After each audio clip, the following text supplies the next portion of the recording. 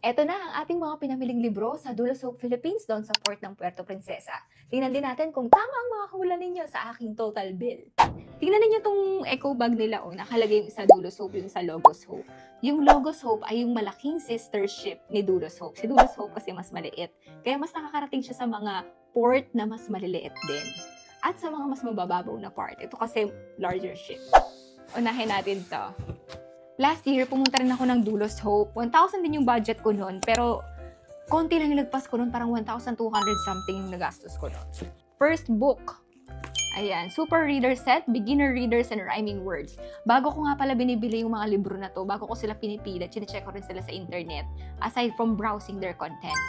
Etong Bob Book Super Reader Set, nakita ko mas mahal siya sa internet, sa mga online shopping stores. So, binili ko talaga siya. Dalawa yung binili ko nito. May kasama siyang 22 na books, 2 workbook, 40 rhyming words, puzzle cards, and 2 parent cards. Diba? Parang sulit na siya. And I checked the samples on the net.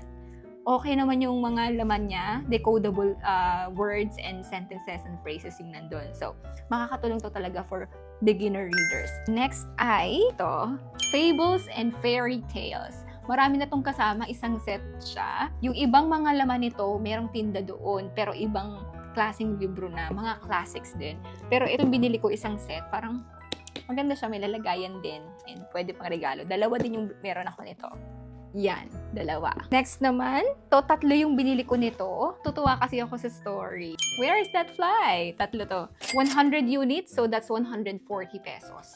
Ito nga pala ay 800 unit. Super Reader Set natin ay 500 unit. Itong susunod na bag, ang laman nito ay mga storybooks din. Puro sa mga bata. Ito yung isa pang set ng Super Reader Set. Oh, ito po yung isang magandang story. Jazz Dog. Ang ganda ng story nito. Kaya ito yung unang-unang nilagay namin sa basket ko. 100 units, so that's 140 pesos lang din. Tapos, hardbound. Ganda ng mga laman nila, oh. Ang ganda ng story na to, abangan nyo, babasahan ko kayo ng stories. Ang binili ko niyan ay 3 din. And then, ito, syempre, alam nyo to for sure. A Place for Mulan. 3 din yung binili ko nito. Malay nyo, pwede ko pa ibenta yung iba. And ito, 5-minute bedtime stories. 300 unit ito. Ang dami niyang iba't ibang stories sa loob. Pakita ko sa inyo yung table of contents. Diba? Ang daming stories. Oh. 2 yung binili ko nga niyan, diba? So, ito yung isa. At ang total bill natin ay 5,740. Oh, wow! Kung sino man yung naka-comment ng eksakto or the closest to this amount, lalagay ko dito. Message po namin kayo kung paano nyo makiklaim ang inyong prize. Congratulations!